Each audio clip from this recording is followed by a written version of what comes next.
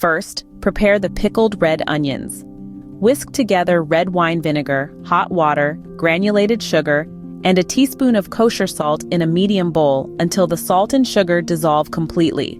Add in the thinly sliced red onion, making sure to submerge them entirely. Let these onions marinate for 20 to 30 minutes at room temperature. You can also leave it for up to 3 days in the refrigerator if you prefer a stronger flavor.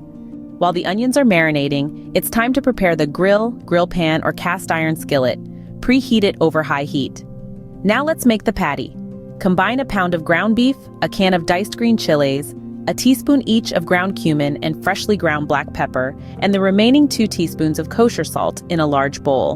Be careful not to overmix, you just want to combine the ingredients. Divide this mixture into 4 equal patties.